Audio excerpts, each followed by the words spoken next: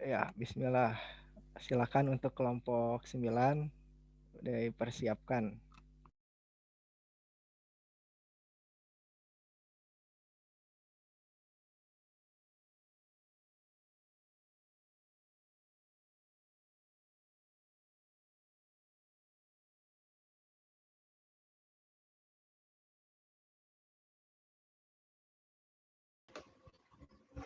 Suaranya kedengeran nggak? Dengar. Dimulai aja ya. Bismillahirrahmanirrahim. Assalamualaikum warahmatullahi wabarakatuh. Kami dari kelompok 9 yang beranggotakan 3 orang, yaitu saya Gilang Asyifa, Eka Gita Agustiani, dan Lintang Ardeliza Ahdiati. Pada kesempatan kali ini akan mempresentasikan materi mengenai pendekatan dan model pembelajaran. Untuk materi pertama akan dijelaskan oleh Lintang. Pada Lintang dipersilahkan.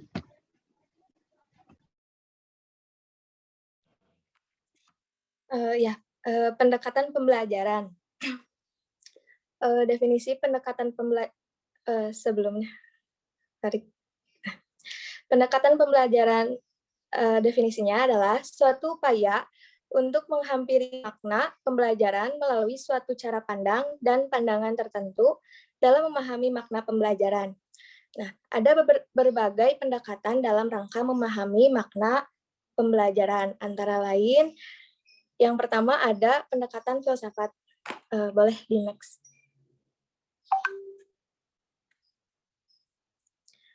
Ya, pengertian pendekatan filsafat,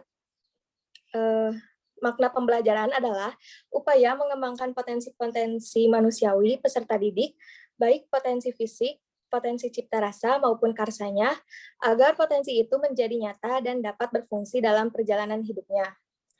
Pendidikan membutuhkan filsafat karena masalah-masalah pendidikan tidak hanya menyangkut pelaksanaan pendidikan yang dibatasi pengalaman, tetapi masalah-masalah yang lebih luas, lebih dalam, serta lebih kompleks, yang tidak mungkin dapat dijangkau seluruhnya oleh ilmu pendidikan. Setiap aliran filsafat memiliki konsep yang berbeda-beda mengenai pendidikan dan pembelajaran. Konsep dan makna pembelajaran berdasarkan pendekatan beberapa aliran filsafat pendidikan yang berbeda ada 6, yakni ada yang pertama ada idealisme. Dalam idealisme, makna pembelajaran adalah kegiatan tanya jawab antara guru dengan siswa, melatih keterampilan berpikir siswa, serta pemberian teladan dalam hal pengetahuan, nilai dan moral, dalam keyakinan dan tingkah laku guru, agar siswa dapat menemukan jawaban atas masalah yang dihadapinya. Konsep filsafat idealisme berimplikasi terhadap konsep pendidikannya. Implikasi tersebut sebagaimana diuraikan sebagai berikut. Yang kedua ada realisme. Dalam realisme, makna pembelajaran adalah kegiatan guru menciptakan kondisi lingkungan dengan disiplin tertentu untuk dialami siswa, agar siswa menguasai pengetahuan yang esensial dan terbentuk kebiasaan-kebiasaan, sehingga dapat menyesuaikan diri dengan lingkungan alam dan lingkungan sosialnya, serta mampu melaksanakan tanggung jawab. Lalu yang ketiga ada pragmatisme. Dalam pragmatisme, makna pembelajaran adalah kegiatan guru memfasilitasi dan membimbing siswa belajar, memecahkan masalah melalui aktivitas atau kerja, atau learning by doing, inquiry, dan discovery sesuai minat bakat dan kebutuhan siswa yang dilakukan secara terpadu dan kontekstual dengan realitas yang dipandang selalu berubah, agar siswa mampu memecahkan berbagai masalah hidup, pribadi, dan sosial yang dihadapinya secara demokratis. Yang keempat ada konstruktivisme. Dalam konstruktivisme, makna pembelajaran adalah kegiatan guru memfasilitasi dan membimbing siswa berpikir agar siswa dapat mengembangkan konsep dan pengertian tentang suatu sebagai hasil konstruksi aktif siswa sendiri melalui pengalaman yang sesuai dengan situasi dunia nyata. Lalu ada eksistensialisme. Dalam Eksistensialisme, makna pembelajaran adalah kegiatan guru mendampingi siswa berdasarkan minat bakat dan kebutuhan-kebutuhannya untuk sampai pada penyadaran diri dan mengembangkan komitmen yang berhasil mengenai sesuatu yang penting dan bermakna bagi eksistensinya. Eksistensialisme menyarankan pembelajaran yang berpusat pada siswa. Pembelajaran demikian adalah sebagaimana diaplikasikan oleh para penganut psikologi humanisme yang menjadi dasar bagi model pembelajaran personal. Lalu yang terakhir ada filsafat pendidikan nasional atau Pancasila. Dalam Pancasila ini, makna pembelajaran adalah interaksi peserta didik dengan pendidik dan sumber belajar lainnya pada suatu lingkungan belajar untuk mencapai tujuan yang telah ditetapkan.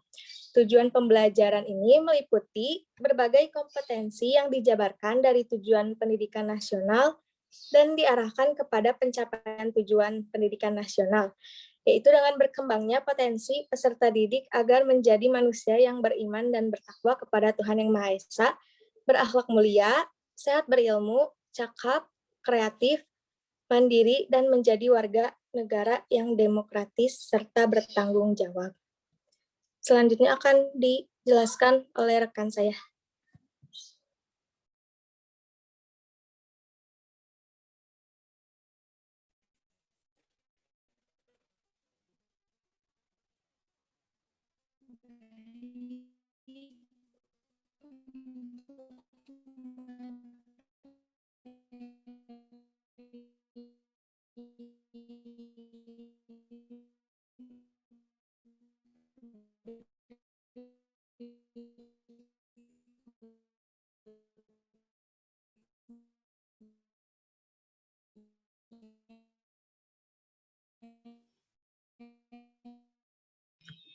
Gita, maaf, suaranya putus-putus.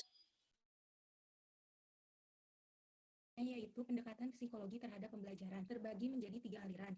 Yang pertama itu adisme. Pembelajaran merupakan kegiatan berupa tugas, disiplin, dan sebagainya dalam bentuk pembiasaan atau latihan setahap demi setahap. 3 aliran, yaitu yang pertama ada behaviorisme. Berdasarkan pendekatan behaviorisme, pembelajaran... Di aku juga kecil, Git. Maaf. Sama ngebut. Bentar ya.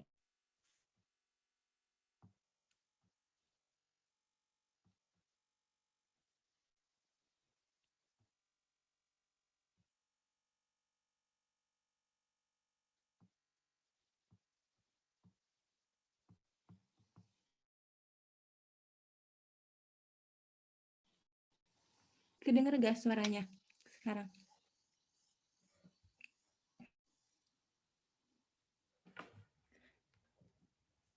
Dalam pendekatan psikologi terhadap pembelajaran, terdapat 3 aliran psikologi. Yang pertama ada behaviorisme. Berdasarkan pendekatan behaviorisme, pembelajaran merupakan kegiatan guru menciptakan kondisi lingkungan sebagai stimulus untuk direspon oleh siswa yang dilakukan dalam bentuk pembiasaan atau latihan setahap demi setahap secara rinci yang diikuti dengan penguatan secara terus-menerus agar terjadinya modifikasi tingkah laku sehingga siswa menguasai kemampuan melakukan sesuatu. Konsep pembelajaran behaviorisme ini digunakan sebagai dasar untuk model pembelajaran modifikasi tingkah laku. Yang kedua ada pendekatan kognitif. Berdasarkan pendekatan kognitif, pembelajaran merupakan kegiatan pendidik membimbing peserta didik melakukan proses internal yang kompleks berupa pemrosesan informasi, inquiry atau discovery, agar siswa dapat mengembangkan kemampuan atau fungsi-fungsi kognitifnya secara optimal, mengembangkan kemampuan hubungan sosial, dan menggunakan kecerdasannya secara bijaksana. Konsep pembelajaran kognitif dijadikan dasar dalam model pembelajaran pemrosesan informasi dan model interaksi sosial. Dan yang terakhir ada pendekatan humanisme. Berdasarkan pendekatan humanisme, pembelajaran merupakan kegiatan guru memfasilitasi serta membimbing siswa melalui proyek-proyek terpadu yang menekankan pada studi-studi sosial yang didasarkan atas pemuasan kebutuhan dan kepribadian siswa, agar siswa memperoleh pemahaman dan pengertian, tidak hanya memperoleh pengetahuan dalam rangka pengembangan sosial, pengembangan keterampilan komunikasi, serta keterampilan untuk tanggap terhadap kebutuhan kelompok dan individu yang pada akhirnya diarahkan untuk dapat mencapai kesempurnaan diri. Konsep pembelajaran humanisme digunakan sebagai dasar untuk model pembelajaran personal. Untuk materi selanjutnya akan dijelaskan oleh Gilang Asifa.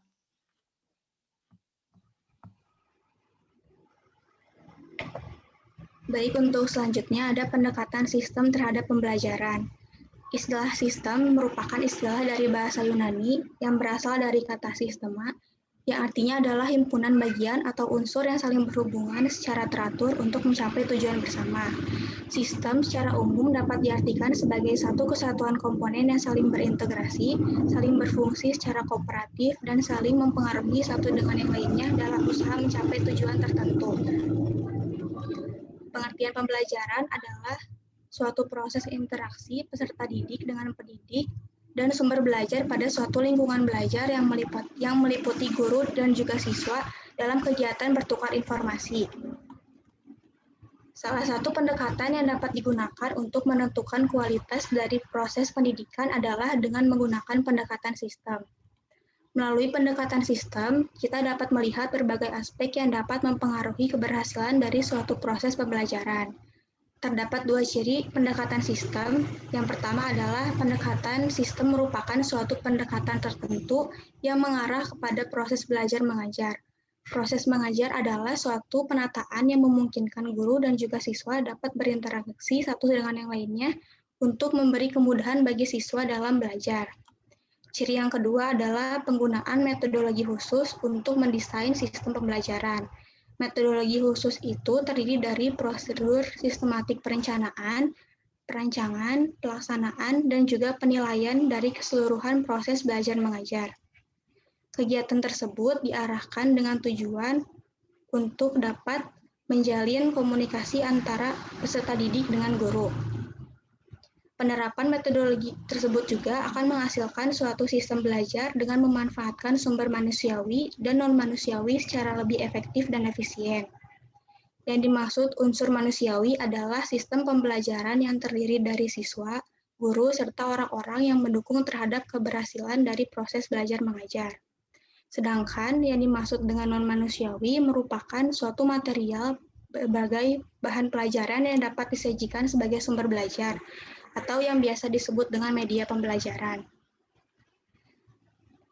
Terdapat beberapa komponen yang terlibat dalam pembelajaran.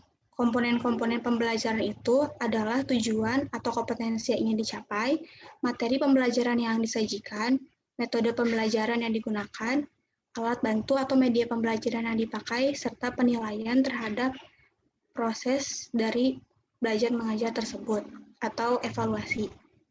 Sebagai suatu sistem, semua komponen pembelajaran itu hendaknya harus dapat berintegrasi satu dengan yang lainnya sesuai dengan fungsinya masing-masing dalam rangka mencapai tujuan pembelajaran yang telah ditetapkan. Selanjutnya akan dijelaskan oleh Lintang.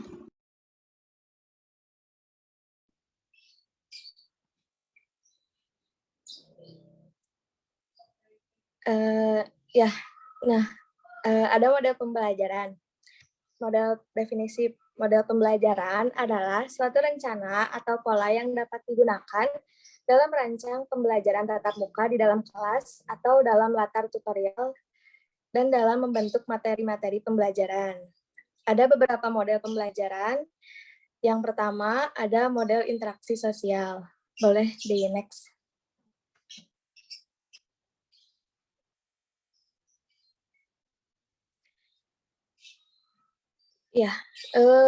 Model interaksi sosial. Model interaksi sosial didasari oleh teori belajar Gestalt, yaitu objek atau peristiwa tertentu akan dipandang sebagai suatu keseluruhan yang terorganisasikan. Makna suatu objek atau peristiwa adalah terletak pada keseluruhan bentuk dan bukan bagian-bagiannya. Pembelajaran akan lebih bermakna bila materi diberikan secara utuh, bukan sebagian-sebagian. Nah, model interaksi sosial ini mencakup strategi pembelajaran atau metode pembelajaran, seperti kerja kelompok, pertemuan kelas, pemecahan masalah sosial, model laboratorium, bermain peran, dan simulasi sosial. Boleh di next. Yang kedua, ada model pemrosesan informasi. Model ini berdasarkan teori belajar kognitif dan berorientasi pada kemampuan siswa memproses informasi yang dapat memperbaiki kemampuannya. Pemrosesan informasi merujuk pada cara mengumpulkan, menerima stimuli dari lingkungan, mengorganisasi data, memecahkan masalah, menemukan konsep, dan menggunakan simbol verbal dan visual. Teori pemrosesan informasi atau kognitif ini, menurut Robert, asumsinya bahwa pembelajaran merupakan faktor yang sangat penting dalam perkembangan. Perkembangan merupakan hasil kumulatif dari pembelajaran. Dalam pembelajaran itu terjadi proses penerimaan informasi, kemudian diolah sehingga menghasilkan output dalam bentuk hasil belajar. Dalam pemrosesan informasi, terjadi interaksi antara kondisi internal individu, proses kognitif, kondisi-kondisi eksternal atau rangsangan dari lingkungan, dan interaksi antar keduanya akan menghasilkan hasil belajar. Selanjutnya akan dijelaskan oleh Gilang Asifa. Baik, untuk model yang ketiga adalah model personal. Model ini berorientasi kepada pengembangan diri individu yang perhatian utamanya adalah emosional siswa dalam mengembangkan hubungan yang produktif dalam lingkungannya.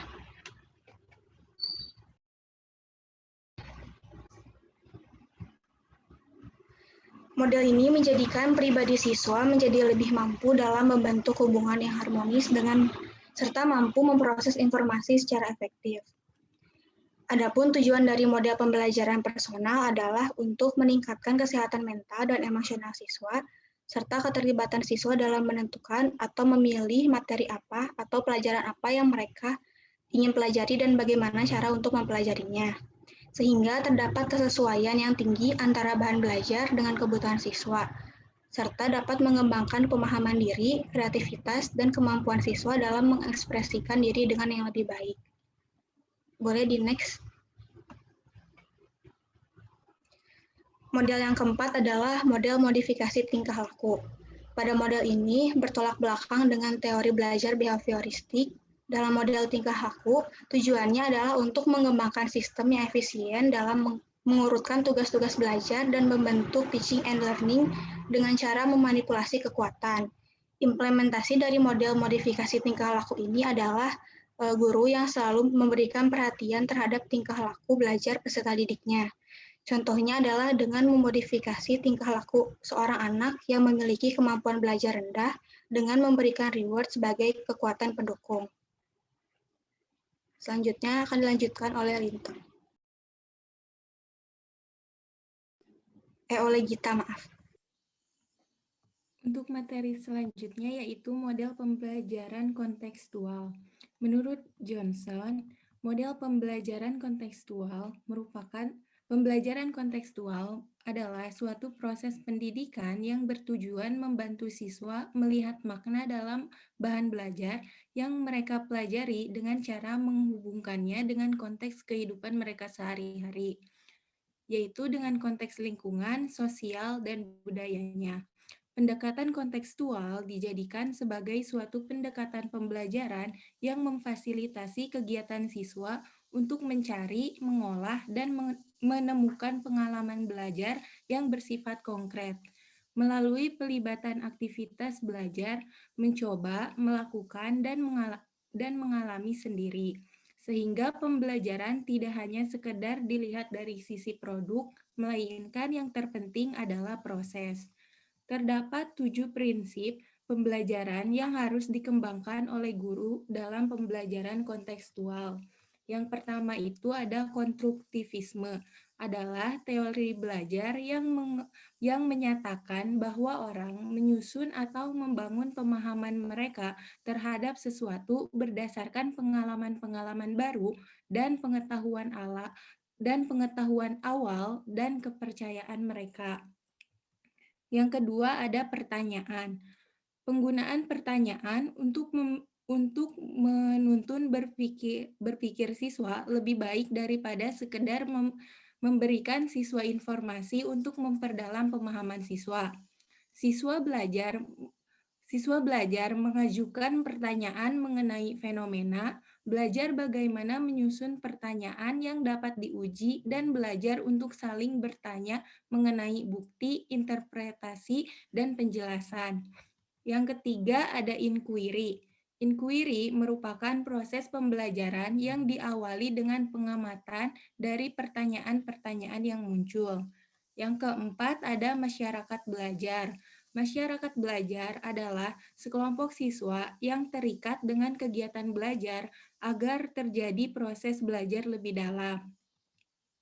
Semua siswa harus mempunyai kesempatan untuk bicara dan berbagai ide, mendengarkan ide siswa lain dengan cermat, dan bekerja sama untuk membangun pengetahuan dengan teman di lingkungan kelompoknya.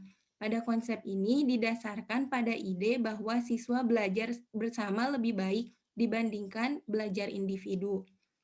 Yang kelima ada permodelan. Permodelan merupakan proses penampilan suatu contoh agar orang lain berpikir, bekerja, dan belajar. Yang keenam ada refleksi. Refleksi dilakukan agar siswa memikirkan kembali apa yang telah mereka pelajarinya dan yang telah mereka lakukan selama proses pembelajaran untuk membantu mereka menemukan makna personal masing-masing. Yang ketujuh ada penilaian autentik. Penilaian autentik ini digunakan untuk siswa mendemonstrasikan kemampuannya untuk menyelesaikan tugas-tugas, memecahkan masalah, atau mengekspresikan pengetahuan dengan cara menstimulasikan situasi yang dapat ditemui di dalam dunia nyata di luar lingkungan sekolah. Hanya itu yang dapat saya sampaikan, dikembalikan kepada moderator. Terima kasih. Mungkin itu aja ya presentasi dari kelompok 9. Barangkali dari teman-teman ada yang ingin bertanya.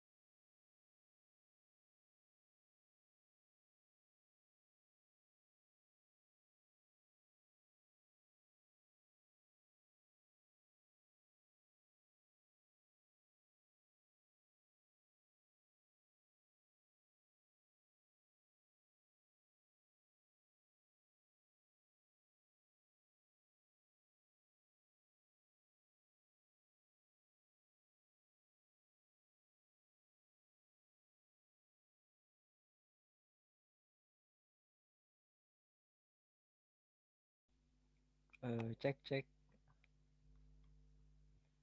Saya mau bertanya, boleh?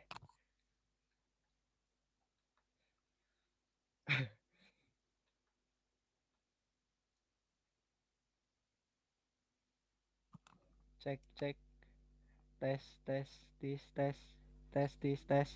Ya, masuk, masuk, masuk. Iya, ada suaranya. Tes tis tes. Oh ya. Astagfirullah. Tetis, weh. Ini mengecek suara. Oke, siap, enggak. Ingin bertanya ya kepada moderator dan kelompok 9. Kan dalam pembelajaran itu tentunya perlu menggunakan semua pendekatan begitu kan ya, agar tujuan pembelajarannya tercapai. Nah, bagaimana kalau dalam sebuah pembelajaran itu tidak menerapkan pendekatan psikologi begitu? Apakah yang akan terjadi? Terima kasih. Jika ucing-ucingan, apakah yang akan terjadi?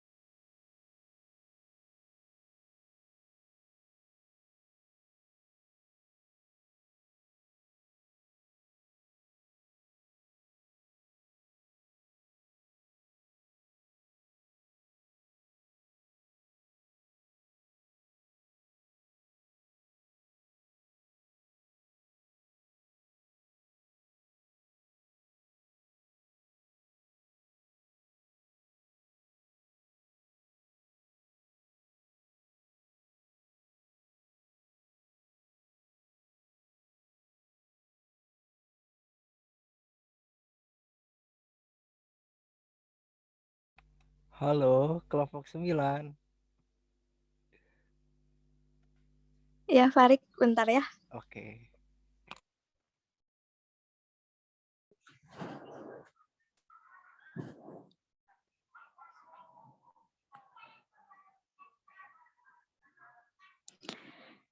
Izin menjawab ya.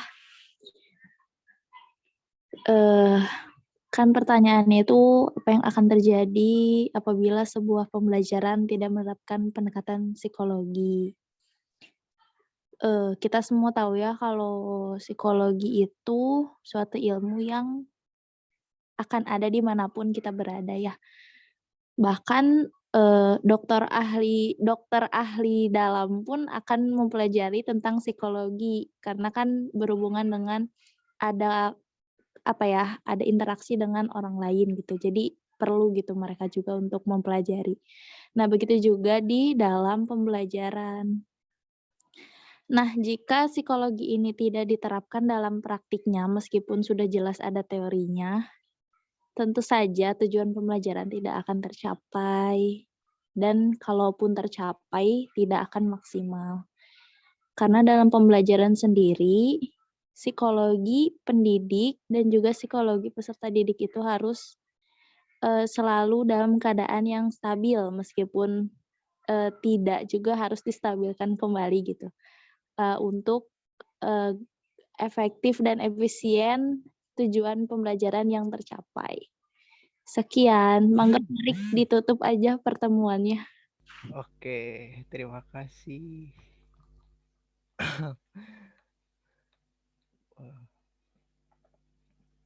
Mungkin itu aja ya, atau kelompok 9 mau ada tambahan juga barangkali.